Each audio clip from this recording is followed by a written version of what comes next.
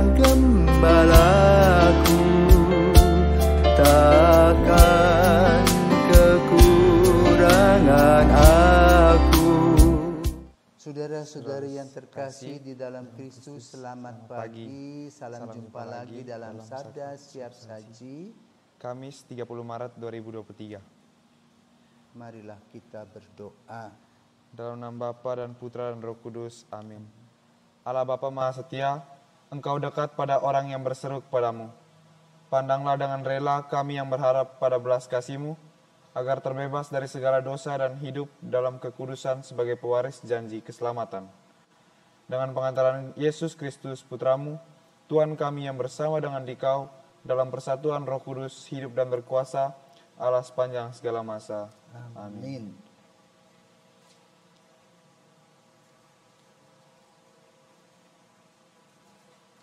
Tuhan bersamamu dan bersama rohmu.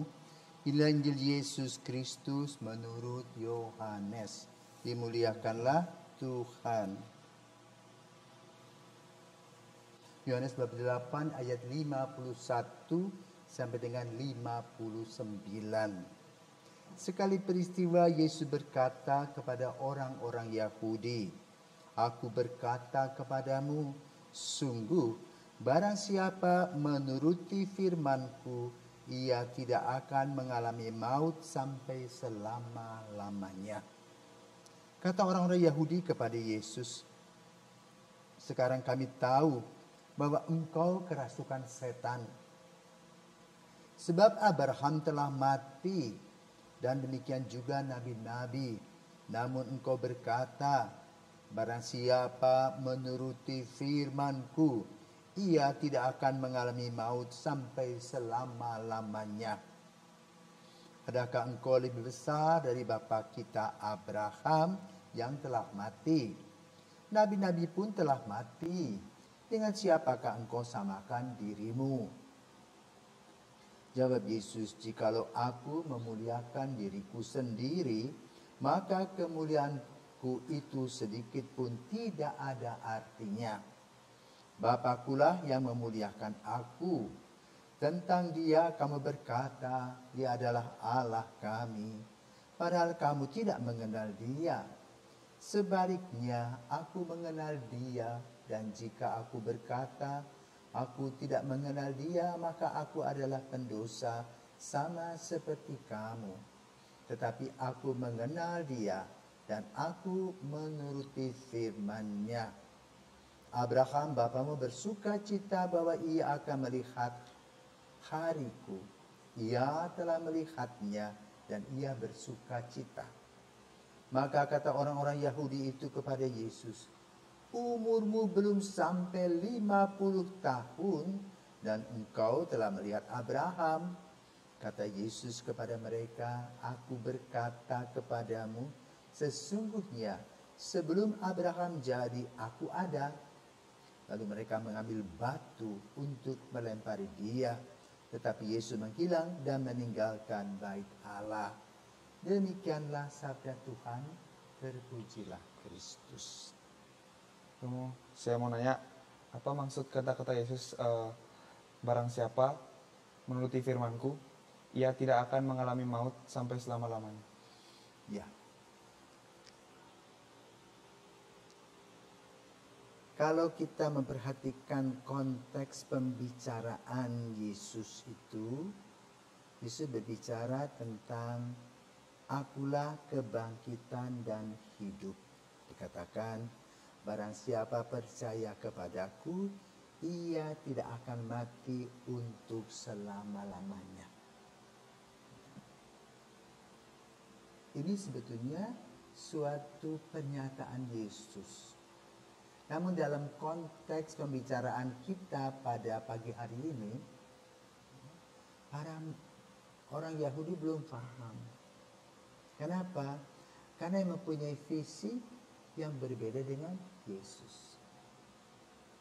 Apa visi orang Yahudi? Menantikan kehadiran kelahiran Mesias. Yang diperhitungkan tahun 5000. Jadi pada saat Yesus lahir itu tahun 30 ya, menurut mereka. Jadi masih lama. Ya. Dan kalau mengikuti tahun mereka, tahun pada saat Yesus lahir itu disebutkan sebagai tahun 1030. Kalau minus 5.000 masih ada 4.000. 3.000 sekian, yang 4.000 sekian, ya. Nah, karena itu mereka tidak pernah mau memahami tentang kedatangan dan kehadiran Yesus. Kemudian visi Yesus tahu siapakah dirinya. Dia diutus oleh Bapa melalui kelahiran, melalui Maria. Maka dia bekerja. Kenapa? Dia diutus oleh Bapa. Tapi orang Yahudi tidak mau mengerti. Karena itu ada dua pemahaman yang berbeda dalam Injil pada hari ini. Itu visi yang berbeda. Kalau visi yang berbeda, maka misinya juga dan aksinya berbeda. Apa visi orang Yahudi tadi? Menantikan kehadiran atau kedatangan Mesias. Misinya ya menunggu. Maka kalau kita perhatikan saat ini, mereka masih berdoa di tembok ratapan, menunggu kehadiran Mesias menurut Allah mereka. Tetapi yang de facto yang kita alami, yang kita sadari, yang kita imani adalah bahwa Yesus itu lahir sebagai orang Yahudi pada tahun Masehi, yang kemudian kita menghitungnya sebagai tahun Masehi. Sekarang tahun 2023. Jadi 2000 tahun yang lalu Yesus lahir. Dan itu tadi visinya berbeda. Kalau visi Yesus apa? Kerajaan Allah sudah dekat, kerajaan Allah sudah ada. Bertobatlah dan percayalah kepada Injil, begitu bahasanya. Kita ingat pada hari Rabu itu. Maka misinya apa? Yang mewartakan kabar gembira. Sebagaimana Yesus mewartakan dirinya siapa?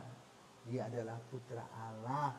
Dan bagi mereka yang percaya kepada putra Allah, dia tidak akan mendapat maut untuk selama-lamanya. Itu misinya. Lalu aksinya adalah apa?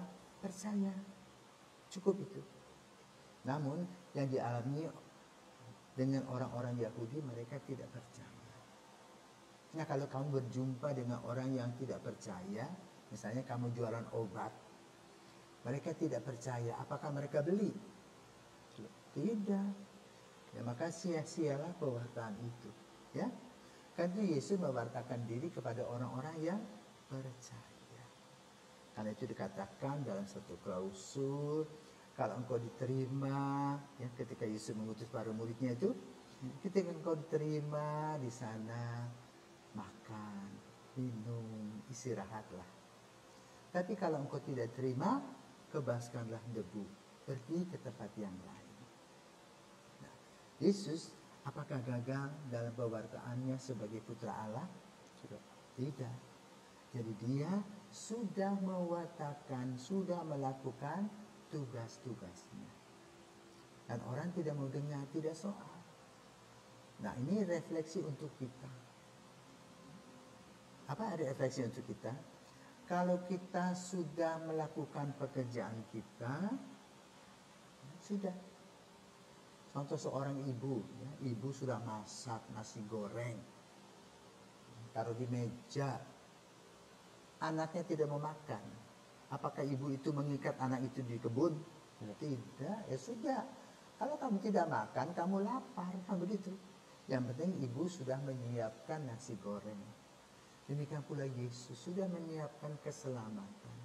Kalau orang tidak mau menyambutnya, maka dia akan mengalami kesulitan sendiri. Tapi bagi mereka yang mau mengikuti Yesus, sama seperti seorang anak yang makan nasi goreng seorang ibu, apa hasilnya? Kenyang. Nah, dengan mengikuti Yesus, orang percaya, maka akan mendapatkan keselamatan. Ya, inilah yang perlu diperhatikan. Tetapi hasilnya tadi perbedaan visi melahirkan apa? mereka ambil batu mau melempari Yesus. Yesus pergi. Maka kita pun juga, kalau kita pada suatu hari mewartakan kabar gembira, orang tidak mau mendengar, kita tidak boleh memaksa mereka. Pergilah, tinggalkanlah, dan carilah tempat baru untuk pewartaan itu. Sehingga aman dan tidak perlu saling gontok-gontokan, tawuran dan sebagainya. Tetapi duduk renungkan bahwa kesempatan yang Tuhan berikan kepada kita itu satu kali. Tapi satu kali itu berharga. Untuk apa? Mendapatkan keselamatan. Selamat berjuang sebagai anak muda untuk percaya kepada Kristus yang mengatakan apalah? Akulah kebangkitan dan hidup. Dan kamu akan bahagia. Selamat pagi.